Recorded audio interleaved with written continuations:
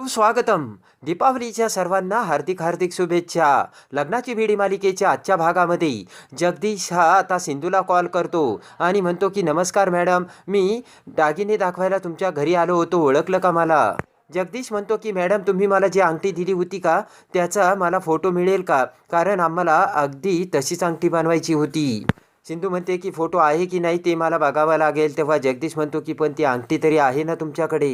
सिंधू म्हणते की अहो, मी ती अंगठी तुम्हाला विकली, ती माझ्याकडे कशी असेल? जगदीश म्हणतो की पण ती तुमच्याच घरात असेल ना, कारण मधुराणीने ती अंगठी विकत घेतली. ती ऐकून आता सिंधूला मोठा धक्का बसतो. तर सिंधू लगेचच फोन कट करते.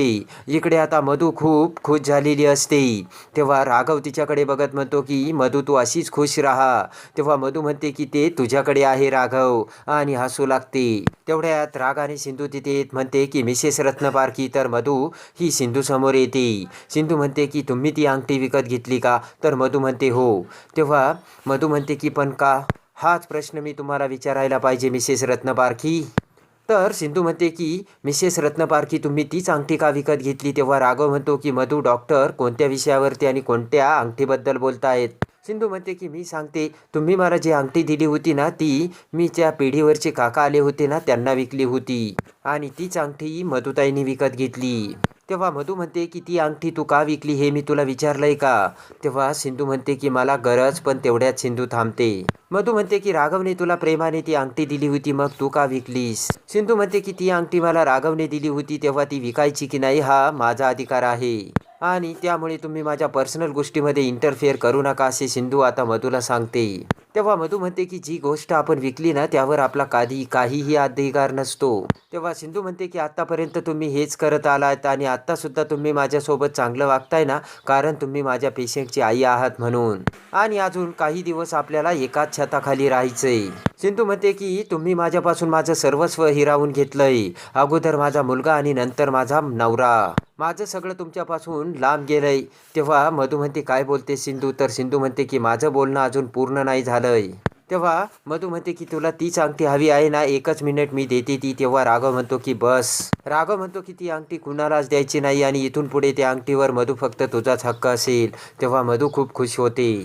त्यानंतर आता सिंधूला मोठा धक्का बसतो. तर राघव आणि मधू त्यांच्या बेडरूममध्ये येऊन झोपी जातात.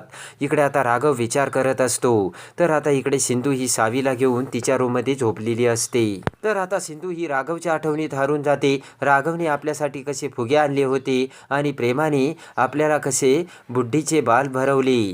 तर आपण लॉजवर गेलो असताना राघव कशा आपल्या अंगावरती पडला, हे सर्व आता सिंधूच्या आठवणीत आणि डोळ्यासमोर येत असते.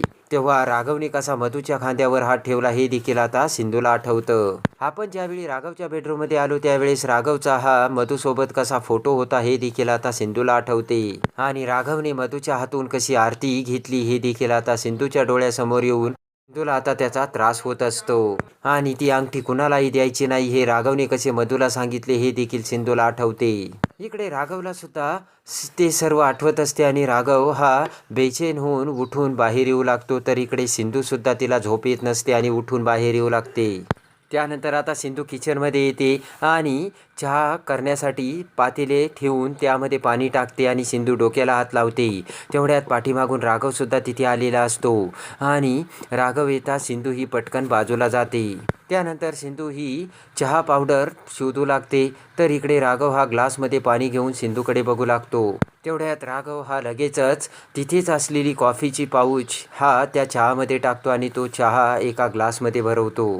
तर इकडे सिंधूला कॉफी सापडत नसल्यामुळे सिंधू डोक्याला हात लावते. त्यानंतर तो कप पुढे करत राघव म्हणतो की तुमच्यासाठी ग्रीन टी. तर सिंधू ही राघवकडे बघते. तेवढ्यात मधूसुद्धा पाठीमागून जागी होऊन तिकडे बघत असते. सिंधू म्हणते की नकोय मला. तेव्हा राघव म्हणतो की घ्या, त्यामुळे बरं वाटेल आणि शांत झोप लागेल.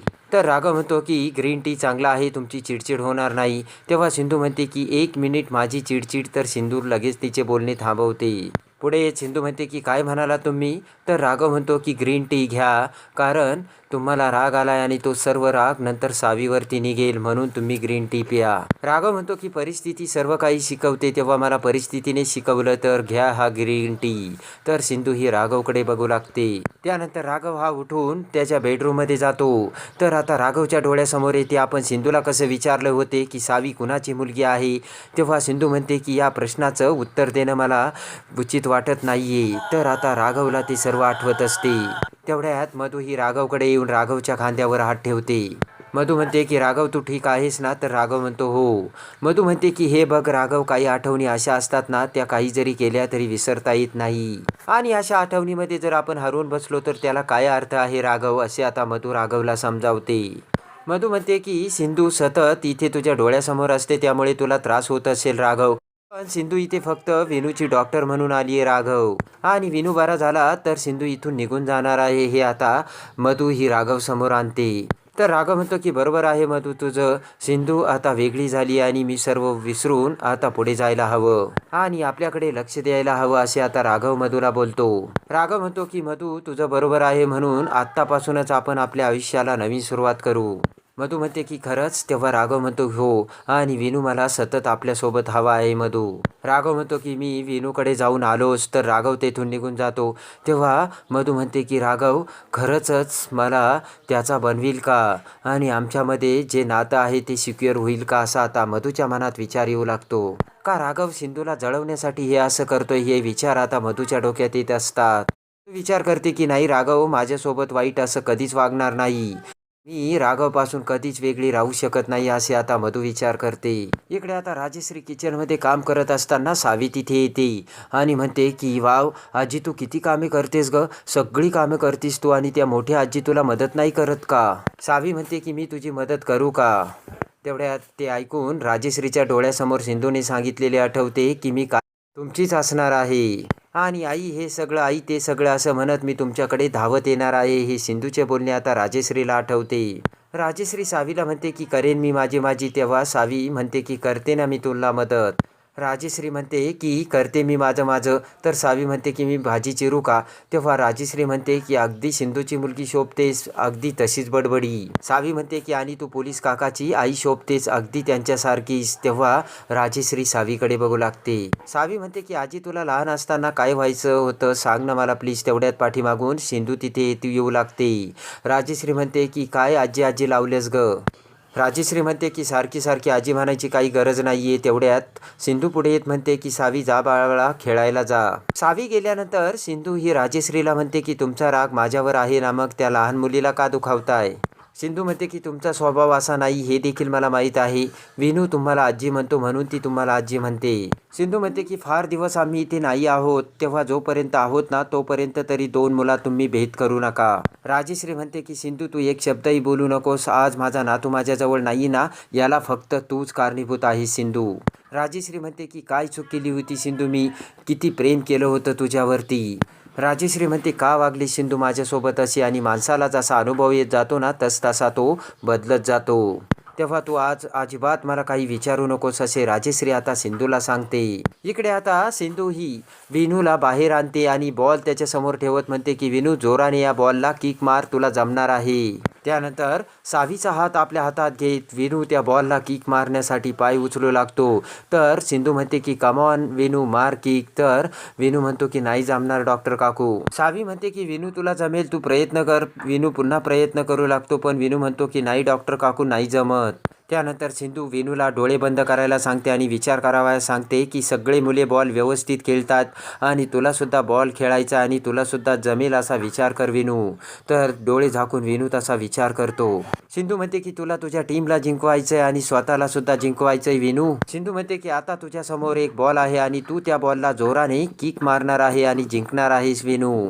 सिंधू लगेचच विनूला डोळे उघडायला सांगते आणि म्हणते की आता तुझ्यासमोर बॉल आहे आणि त्या बॉलला जोरात किक मार विनू. तेव्हा विनूच्या डोळ्यासमोर मुलांनी आपल्याला कसं चिडवलं होतं, तू फक्त कासव आहेस आणि आम्ही ससे आहोत हे देखील आता बोलणे विनूला आठवू लागते. आणि ते सर्व आठवून रागाने विनू त्या बॉलला लात मारतो आणि तो बॉल हवेत भिरकतो. तर तेवढ्यात राघव त्या बॉलला धरतो. तेव्हा विनूने अखेर पाय उचलून बॉलला किक मारल्याचे समोर येताच राघव आणि मधूला खूप आनंद झालेला असतो. तर टाळ्या वाजवून सिंधू ही हसतच विनूकडे बघू लागते. नंतर काकू आणि राघव हे आश्रमात आलेले असतात. तर काकू ही कमिटी मेंबरला म्हणते की तुम्ही मुलांची खूप छान काळजी घ्याल याची मला खात्री आहे. तेव्हा राघव म्हणतो की मेडिकल सेंटरसाठी कोणी डॉक्टर अपॉइंट केलाय का तुम्ही. तेव्हा कमिटी मेंबर म्हणतात की हो, त्या डॉक्टर आजच जॉईन झाल्यात. तर तेवढ्यात सिंधू तिथे येते. तेव्हा काकू म्हणते की या इथे काय करतायत. तर कमिटी मेंबर म्हणतात की विनूच्या बाबतीत घडलेला हा एक चमत्कार आहे आणि तो यांनी घडून आणला म्हणून यांनाच अपॉइंट केलंय. तेव्हा काकू म्हणते की आमचा नाविलाज आहे म्हणून आम्ही विनायकची ट्रीटमेंट यांच्याकडून करतोय. काकू म्हणते की पण तुमचा नाविलाज नाहीये ना. तर रागाने सिंधू तेथून बाहेर जाते. तेव्हा पळतच राघव हा सिंधूकडे येत म्हणतो की डॉक्टर सिंधू तुम्ही माझं ऐका ना. तर सिंधू म्हणते की बस. तेव्हा राघव म्हणतो की काकू तुमच्याशी चुकीचं वागली ते बरोबरच आहे. तेव्हा सिंधू म्हणते की म्हणून मला तुमच्यासोबत यायचं नाहीये.